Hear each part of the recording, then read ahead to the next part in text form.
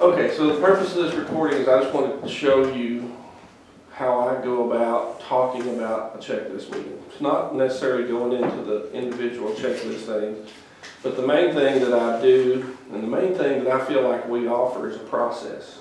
And you need to know that process forwards and backwards, just like I know it and just like I'm about to show you how it goes. So at this point in the meeting, we don't know each other all that well. We've been introduced, we've talked. I always ask people, tell me the story of your business. I love stories. I love hearing about how companies got started. Sometimes I'll ask it that way, how'd you get started in this business? Or tell me the story of how you got going in this business or whatever.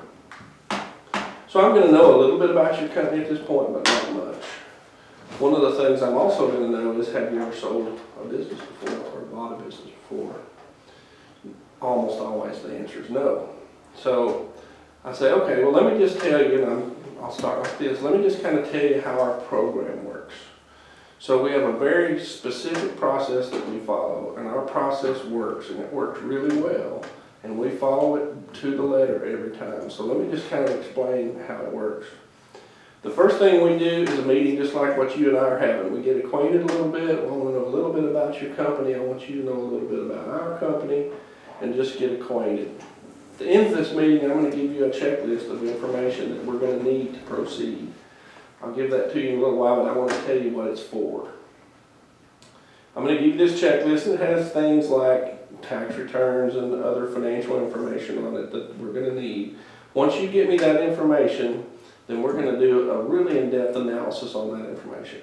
We're going to try to figure out kind of what a range of value your company is. We're going to try to figure out how sellable it is, kind of a marketing plan of how we would go about selling it. Every one of our businesses has a different marketing plan. It's not a one-size-fits-all thing. So we need to know more about your business in order to create that plan.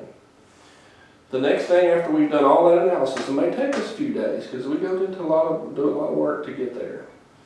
Once we get that done, the next thing we're going to do is sit down again. And I'm going to go over that information with you and say, look, here's what I learned. Here's everything that the research that I've done. Here's what we think is going on with your company. Here's whether or not we think it's sellable. If we think it's sellable, we'll tell you that. If we think it's not sellable, we'll tell you that too. So it's important for you to know that we're looking at it with an open mind, and we want you to too. So we'll sit down with you on that meeting, and we're going to say, okay, here's what we think. We think it's sellable. We think the range of value is somewhere in there. You're ultimately going to decide the price, not us. But we'll give you an idea of what we think a range of value is that's reasonable in today's marketplace. Once you've agreed to that, once we are in agreement on that, then we're going to do a contract to engage us to go to work for you. Once you sign that contract, and you'll have plenty of time to look it over. There's no rush. We don't push people. So once you've signed that contract, the next thing we're going to do is we're going to create a blind profile. And the blind profile is what we use to advertise with. It's what we use to hand sell with. By hand selling, I mean actually handing it to someone who we think might be a prospect. And the blind profile doesn't say who you are or where you are, or it's very vague, so that no one will be able to figure out that it's for sale.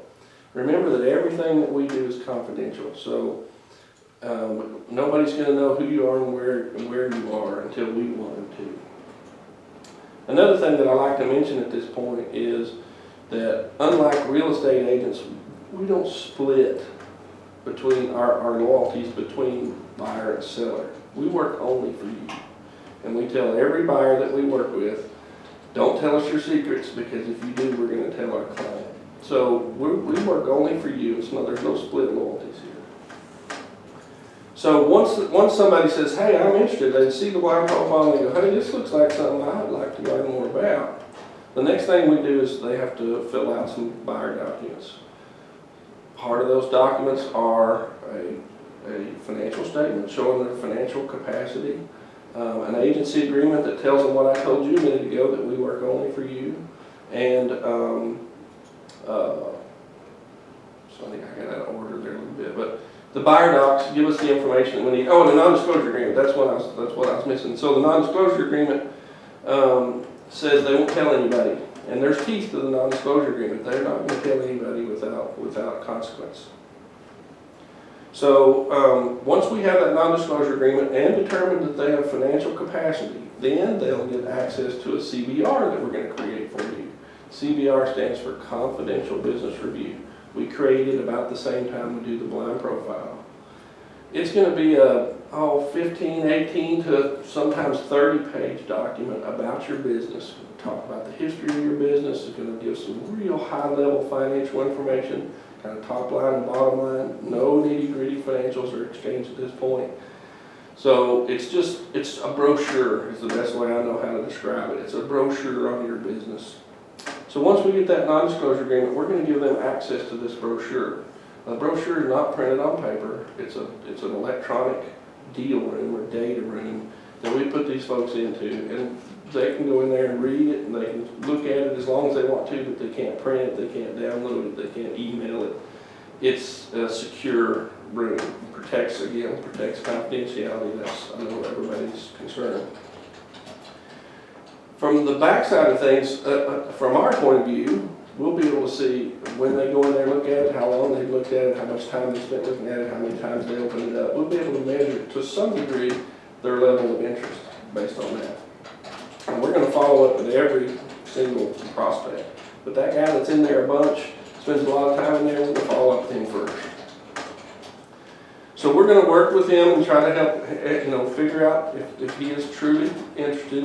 And if he says, yeah, I read through this now and I really want to move forward, I really like this business. The next thing that happens is they're going to meet with you. It's your business. You know more about it than we ever will know. And so we ask the buyer to put together a list of questions that he wants to ask. The purpose of this meeting is not about money. And remember, they haven't seen detailed financials at this point. What we're trying to do is matchmake. Is this the kind of business that this person wants to run? What would their day look like?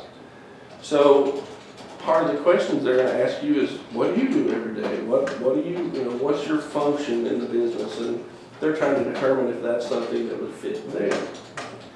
If the business is a fit in that way, then later we can worry about whether it's a fit financially. But right now we need to know if it's a fit operation.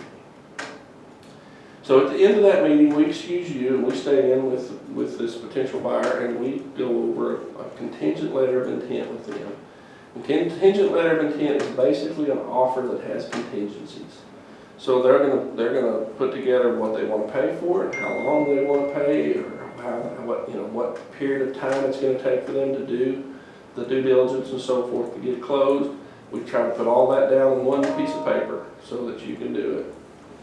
Once we've got all that, once we've got a contingent letter of intent, then we're going to show it to you and we're going to get your approval on it. Once you've approved that contingent letter of intent, and then sometimes there's some negotiation there, but not until you've approved it. But once you've approved it, they're going to get access to an online data room that has your financial information so that they can do their due diligence. So there's going to be tax returns, all that stuff that's on this checklist I'm going to give you in a little while, that stuff will be in that data room. And they'll be able to go through there and do their due diligence and look at the numbers and whatever. They may have some additional questions for you. We're going to have a meeting at the very beginning of due diligence so that they can look through the numbers and ask what I call surface questions. Surface question might be, well, why was advertising $5,000 this year and $10,000 last year? Something like that. It saves some communication time to get those surface questions answered at the beginning of the meeting, at the beginning of due diligence in the meeting.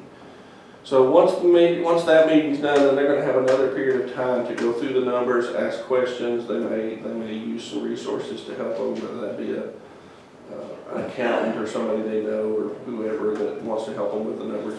Any of those people involved will have to have non-disclosure on file, again, protecting their confidentiality.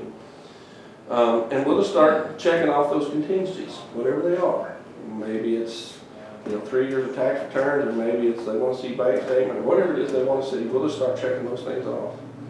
Once all those contingencies are done and they're ready to proceed to close, we hire an attorney. He's a closing attorney. He doesn't represent you or me or them. He works for the deal. So it's a centralized attorney, closing attorney. So by doing it that way, he's going to draw up a set of papers that go right down the middle. If your attorney does it, it's going to be one-sided. If their attorney does it, it's going to be one-sided. And the attorneys will end up making a lot of money arguing about getting it in the middle. That's where we start, is in the middle. So it saves a lot of arguments, saves a lot of time, saves a lot of money. And then you'll have an opportunity, once we've agreed on the documents, you'll have an opportunity to send it out to your counsel, have anybody look at it that you want to. We encourage you to do that, we want you to do that. We're not attorneys, so we want to make sure that you're protected in every way. So once you've got that done, once all of those contingencies are done and you've signed off on all that paperwork and you've read through it, you're gonna have plenty of time to see all that. You know, all my life I've heard about deals that blew up at the closing table. It doesn't happen with us. And the reason it doesn't is because there's no surprises. We don't want you to have any surprises at the closing table. Closing table is a celebration. It's a fun time. It's a happy day.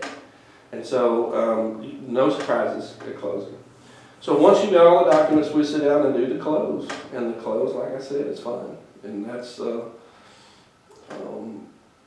that's the beginning of the training period. Most buyers are going to want you to help them, you know, for a period of time, and all that's negotiated as part of the LOI.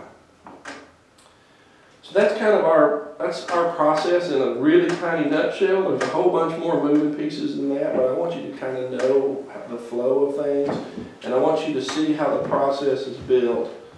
One, to protect your confidentiality, and two, to maximize the value, and three, to keep the deal done, to get the deal done and to be successful. That's ultimately what we're trying to do.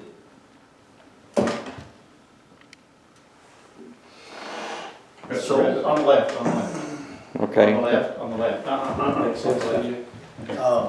I would like to have. Okay, go ahead and hit it and turn it